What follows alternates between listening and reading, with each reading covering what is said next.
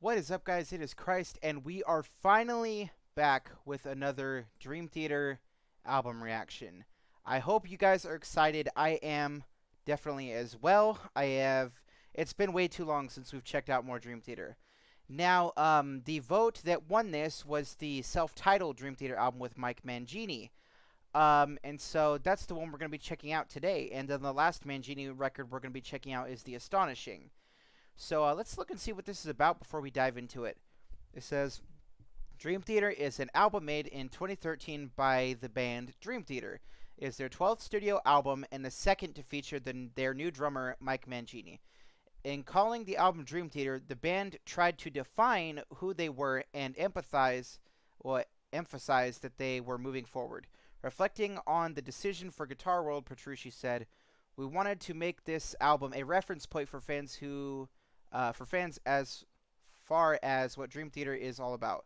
So this is supposed to be like sort of the defining album for them, or rather the new start, I guess, is sort of what this is supposed to be. So I'm pretty excited to check this out.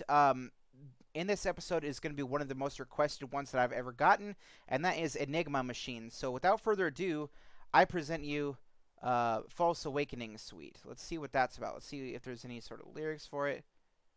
No, it looks like it's actually an instrumental. The first song on the album, it is an instrumental track, which is pretty cool. So without further ado, let's go ahead and check it out.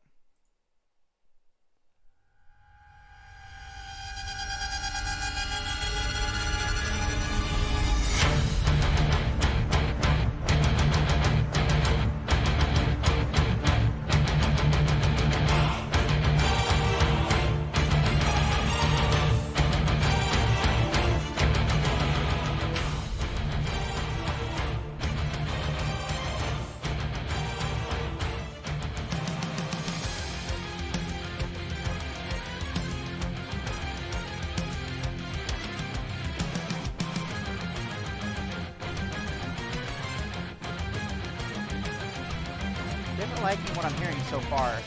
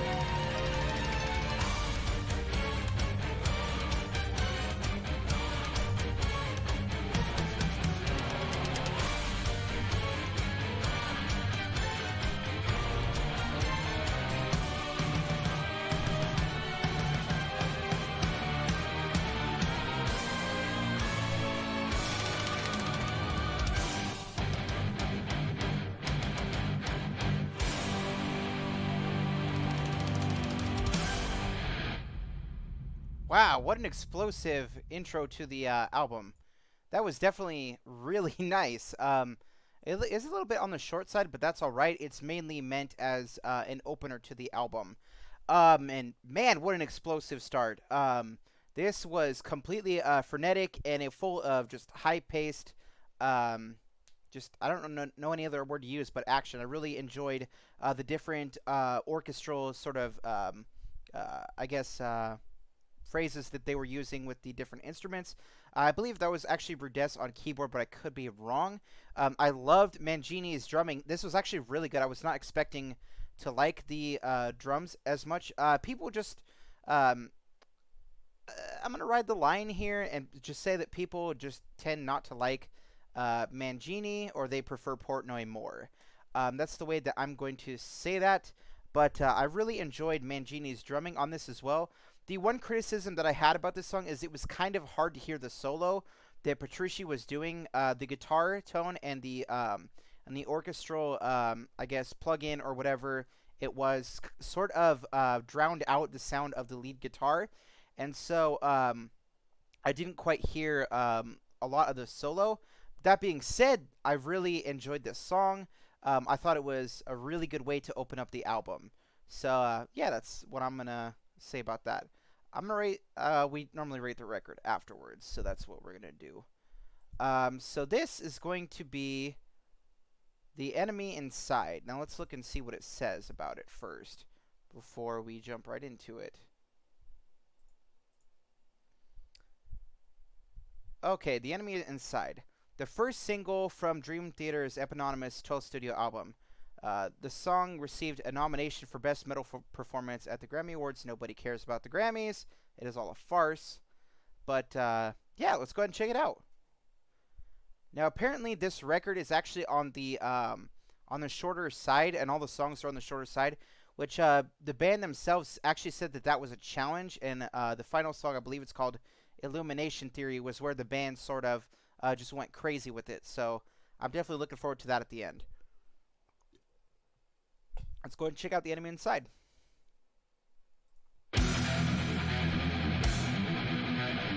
Okay, starting heavy.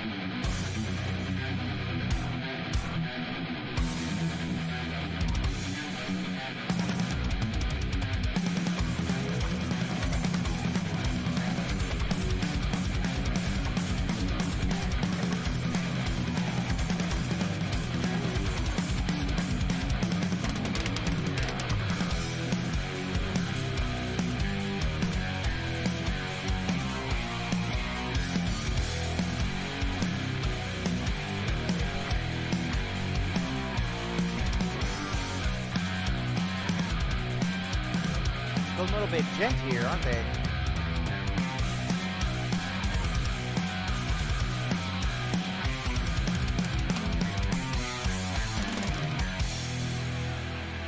Definitely enjoying Mangini's drumming.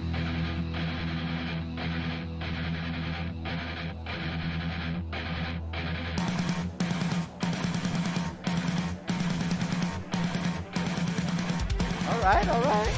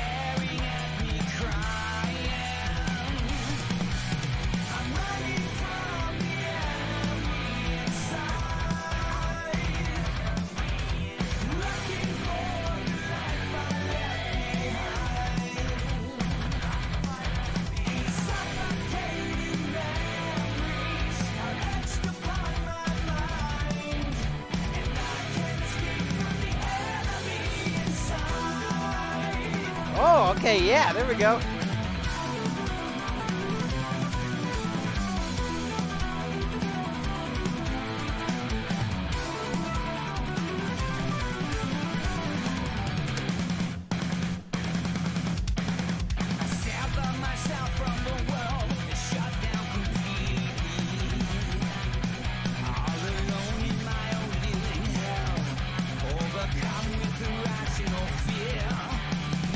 Under the weight of the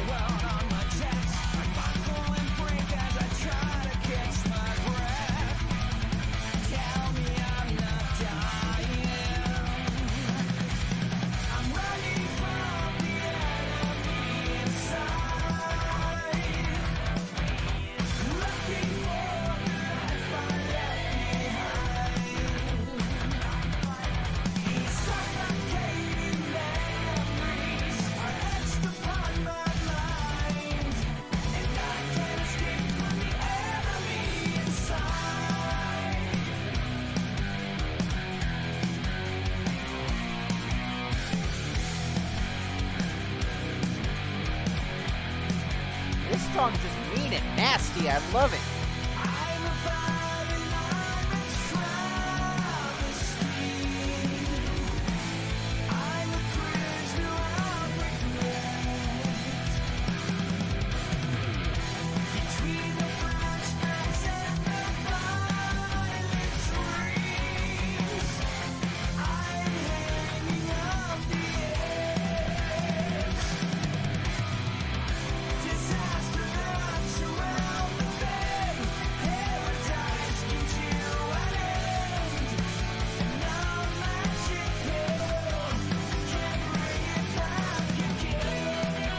I'm not hearing too much of Young. Hey Young.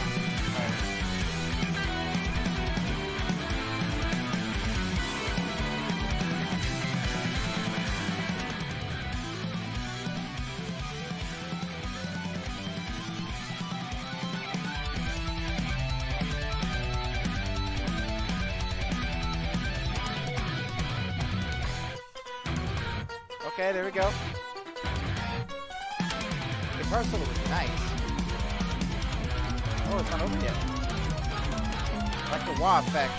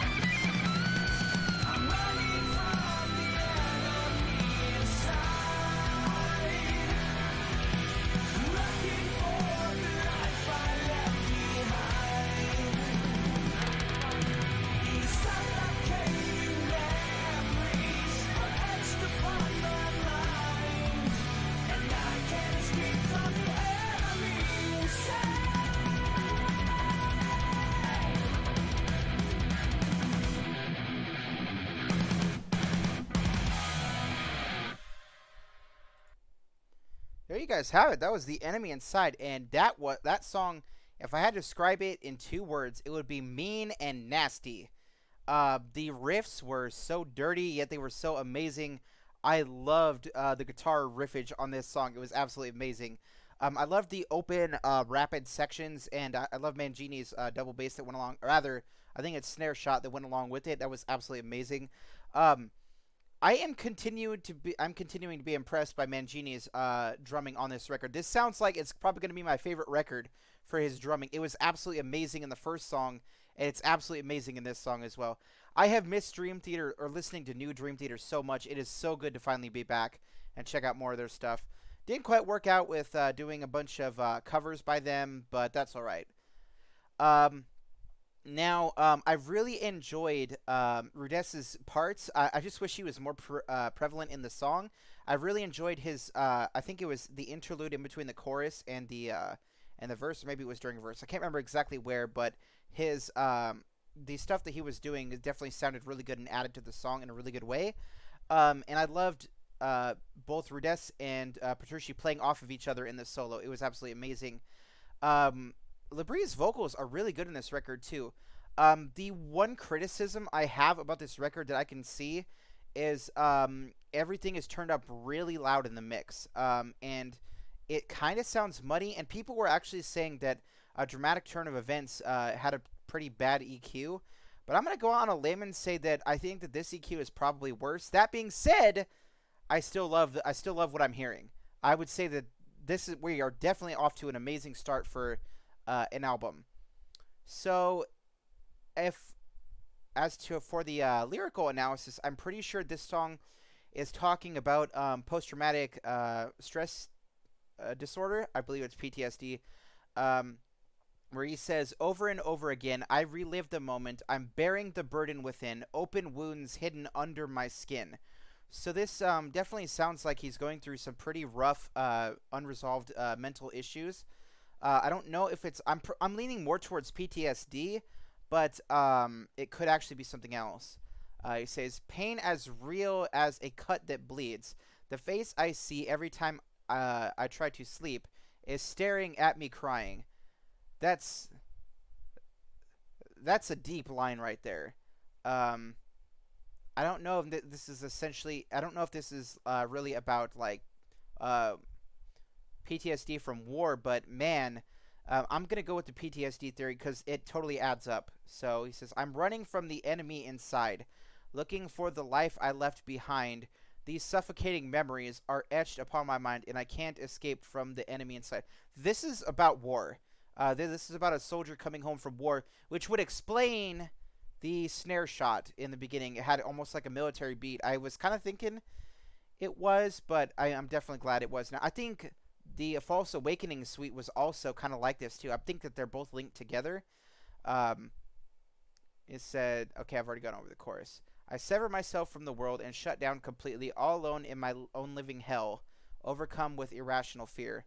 Um, yeah, there's a lot of people that my brother is actually in basic training right now, which is part of the reason why I haven't been able to record for reasons I'm just not going to get into.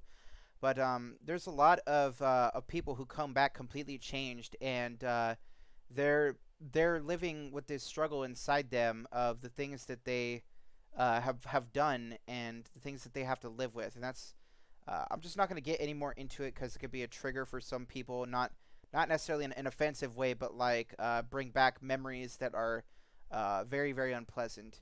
And I know that there is some people that watch my channel that are in the service right now, so thank you for your service.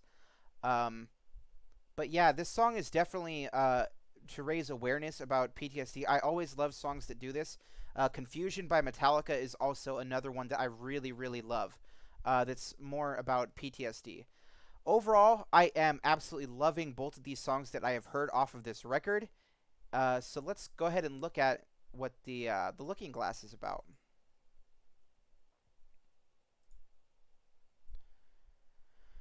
Okay.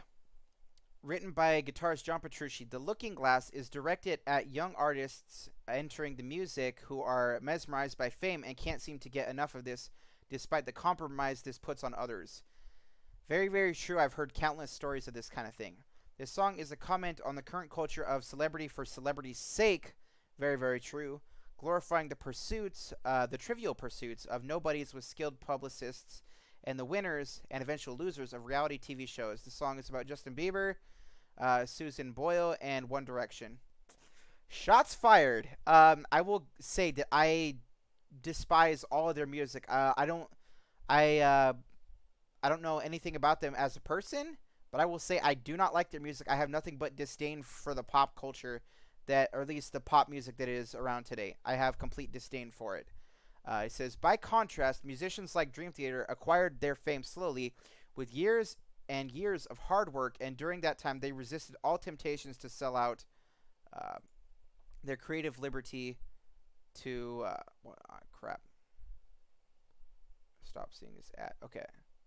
I cannot read any further on this because there's a stupid ad right here. Ad covered content. Let's see if I can get that. Hurry up.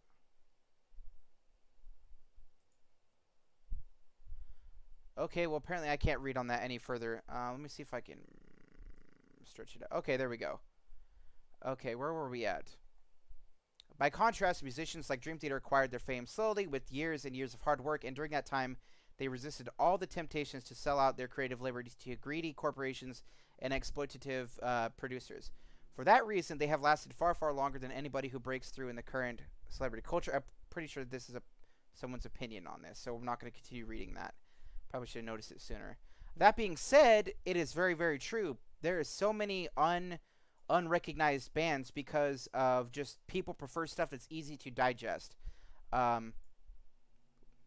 There's definitely a lot of music that I listen to that is so underappreciated because nobody really takes the time to listen to them, and it's just the way it is. You can't really force people to listen to stuff that they don't want to listen to. So yeah, without further ado, let's go ahead and check out The Looking Glass.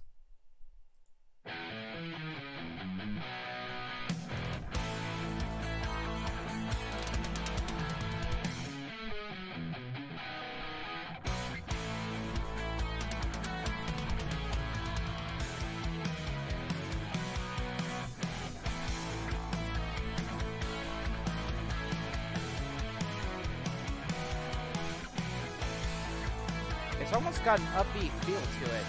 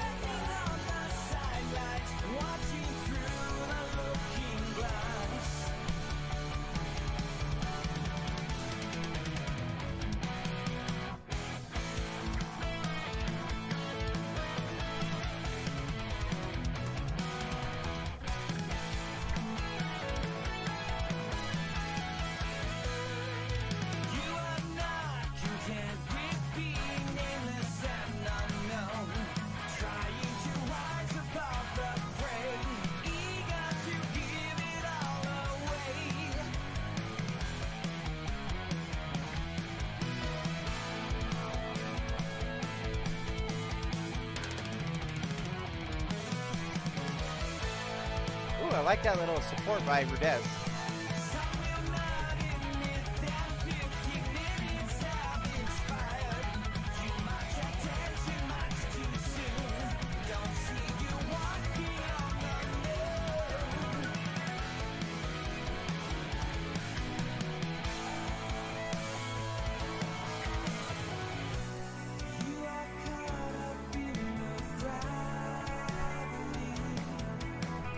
I've never heard that melody before.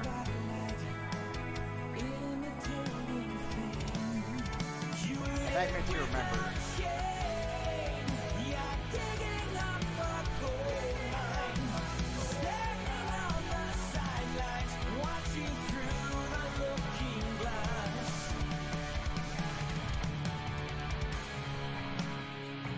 Oh, there's some Mayong. I've been missing him. Okay, we got a bass section by him. I like it.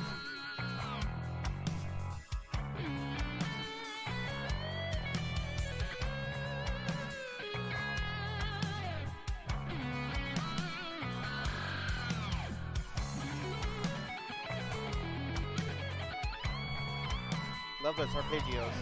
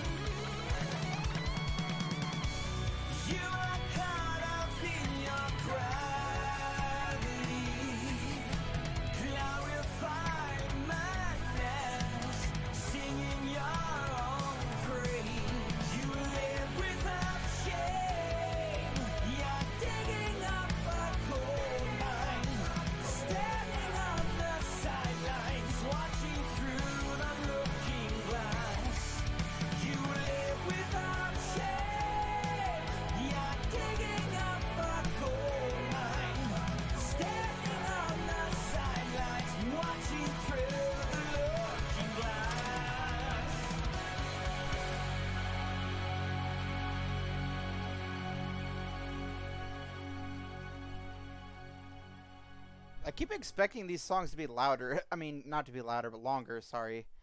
That was a really good song. I will say right offhand, I like the other two better. That being said, this song definitely has a really good message. One thing I did like about this song, well, one of the things I liked about this song is it had a really upbeat feel to it. They used a lot of major chords instead of minor chords, which is kind of unusual for Dream Theater. I can only think of a few that actually do this. I think Barstool Warriors one. There's a couple others. I just can't think of them right now. But it gives it a way different feel. minor chords and major chords definitely sound a little bit different, and I really appreciated that in this. It had a really different feel to it. I really liked Mayung's bass playing in the interlude section where the guitar solo was. It was a little bit of a calmer solo, even though it did have a little bit of sweeping and it did have a little bit of arpeggios in it. I think Mayung really stood out in that particular section, mainly because he doesn't really get a whole lot of time to shine like other band members do, which is it's confusing to me because he's an absolutely amazing bassist, but he just doesn't get a whole lot of time to shine. And so I take it where I can get it, and so I really enjoyed him on this song. Mangini's not record, drumming, just like the last two, is absolutely amazing. I'm really liking Mangini's drumming. And out of the 3 albums, well, this will be 3 by the time I'm done with this, that I have heard of his drumming, I don't get it. I don't get why people say that he is robotic. He plays with just as much feel as Portnoy. I really don't understand why people are sitting here saying that, oh, he's just robotic, he's just a machine. I don't understand that. I heard his stuff on A Dramatic Turn of Events, and people told me, oh, it was just prearranged stuff by Petrucci Rudess. But I hear stuff like this, which I believe was his first contribution to the actual band, and it sounds amazing. I will go on a limb and say this sounds better than Distance Over Time, because I've heard Distance Over Time, and I think personally that the first 2 records that I've heard him in sound better in terms of the drumming. They sounded more experimental. They definitely sound like they have more feel than something like Distance Over Time. And I'll say this. I normally don't mind a really clean sounds. But I think that Distance Over Time is just a little bit overproduced in the drum department. These 2 records sound absolutely fantastic for the drums. Dramatic Turn of Events and Dream Theater specifically sound really good with the drums. So that's just my sort of opinion on the music. I thought it was really good. However, I think I like the first 2 tracks, the instrumental as well as The Enemy Inside, a little bit more. But this is still really good. Definitely the least favorite out of the 3 that I've heard so far. Nothing really to complain about. It's all good. It's all good stuff, which I am super happy with. One of the things that I was going to say that I forgot to say sort of in the beginning of this was that this song kind of reminds me of some of the songs along the lines of Moth into Flame by Metallica, where it's about a person getting fame, and then they don't know what to do with that fame. They start to crave that fame, and that fame becomes their addiction, which is what we're seeing here in this song, as well as King Nothing by Metallica, and I guess to an extent All Out Life by Slipknot. I love songs that criticize just the pop scene in general and fame in general, so this song is right up my alley. So while it may be my least favorite that I've heard so far, it's like, if I had to compare it, the other 2 were a 10, and this one's like an 8, so they're absolutely amazing. So the next song is going to be Enigma Machine, which I believe is an instrumental. Let's see. Instrumental, yes. All right. Let's go ahead and check out Enigma Machine.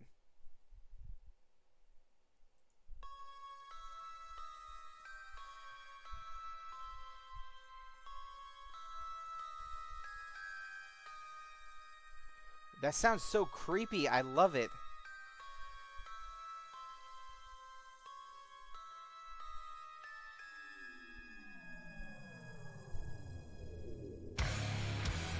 Oh, it's going to be another heavy one. I like.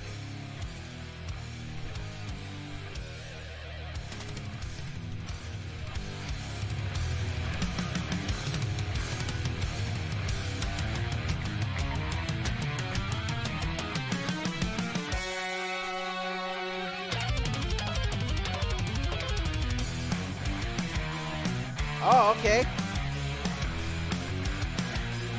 Oh, the riffs in this album are so dirty. I love it.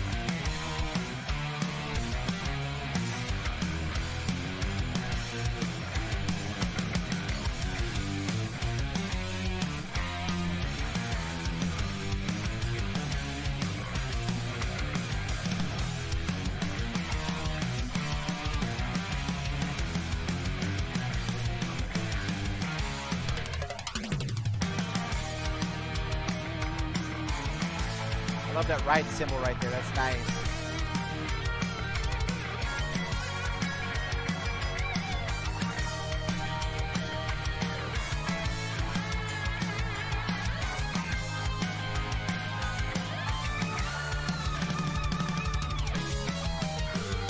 Oh, okay, harmonizing. Yes.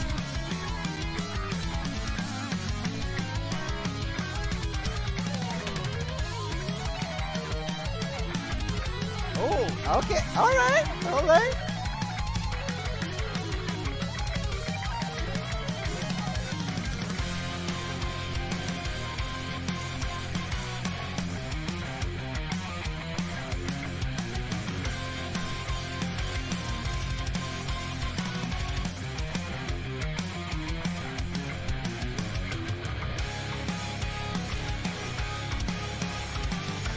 So far, Rudess has only been supporting. I want to hear him lead.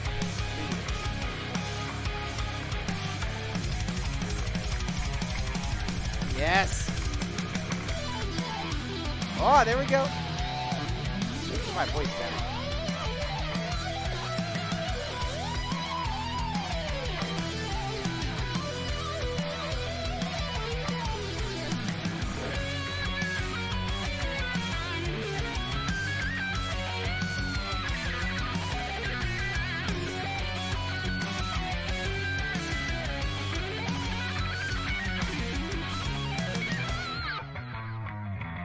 There we go. There we go.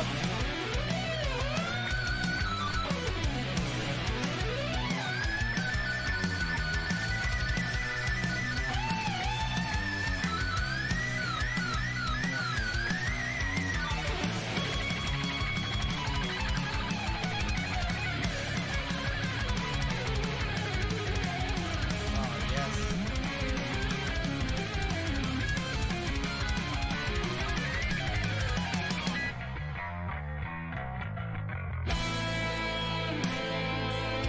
Oh, okay.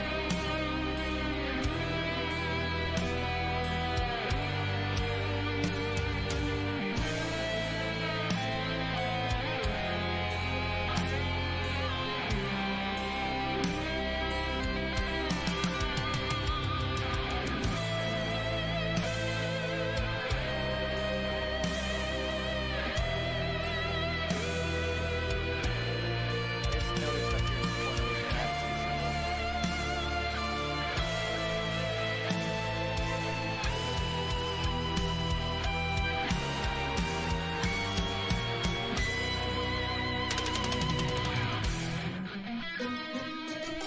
Okay. Some wacky stuff. Let's hear it. Uh-huh.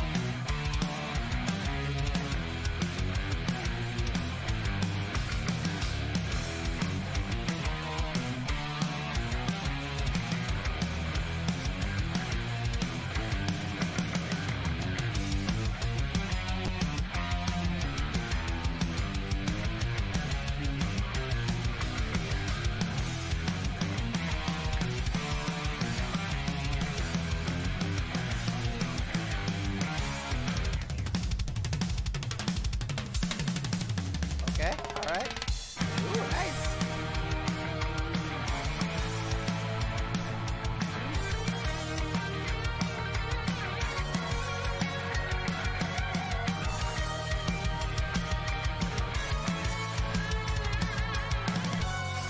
I love the organ sound that that's doing as well.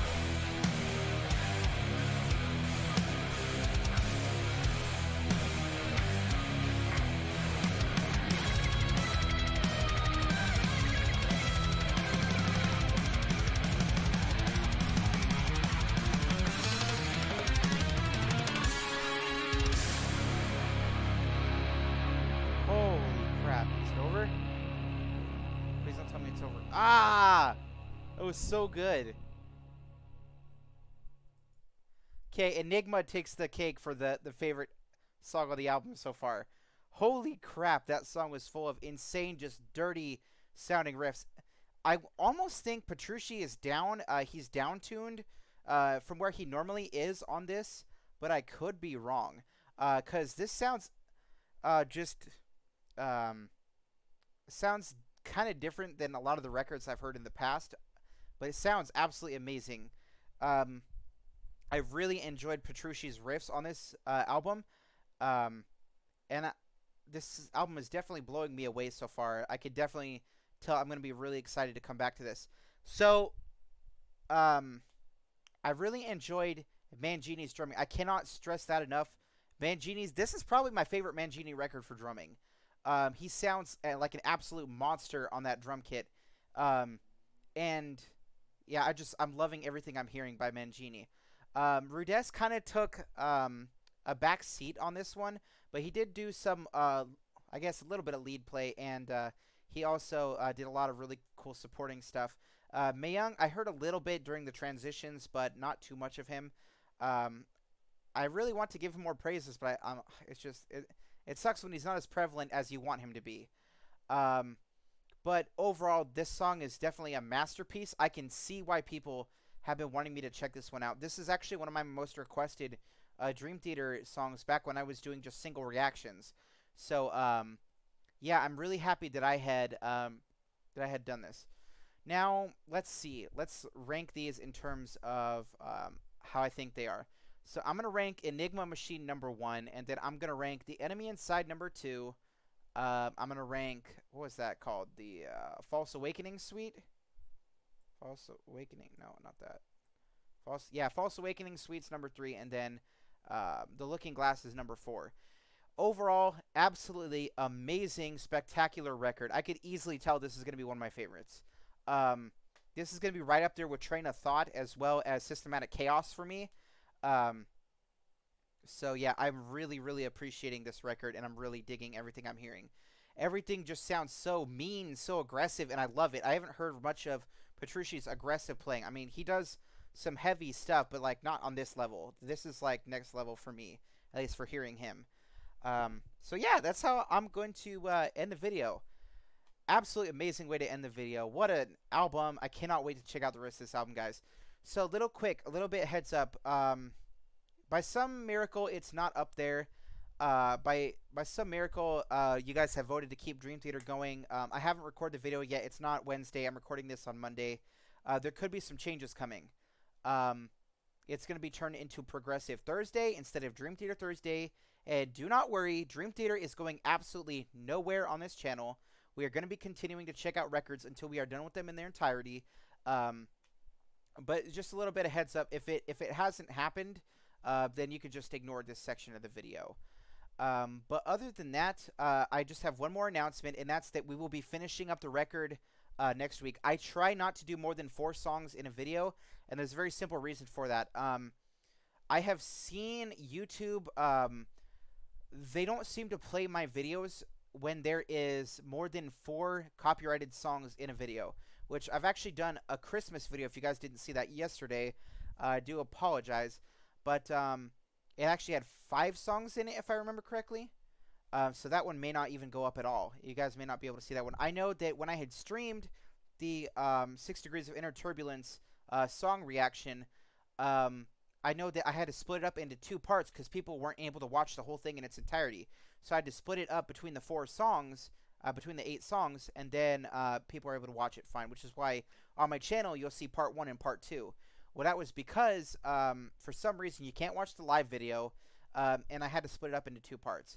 So what I'm trying to get at is you guys will be seeing 2 Dream Theater videos technically next week. I would like feedback, though. So the way I want to do it is I want to either do 4 songs and then 1 with the discussion afterwards, or do 3 songs, then 3 songs with the discussion. Or rather, 2 songs with the discussion. So you guys will have to let me know. I'm pretty sure we're just going to do Illumination Theory as its own song, because I think it's like 20 minutes long. So I think, scratch that, that's the way we're going to do it, because that's already long enough. I don't want to take more time away from you guys. Guys, it is so good to be back. I realize this is over 40 minutes long, but a lot of stuff has happened. I've had to get a lot of stuff off of my chest when it comes to Dream Theater. I am just absolutely loving the return. So without further ado, we will catch you guys later.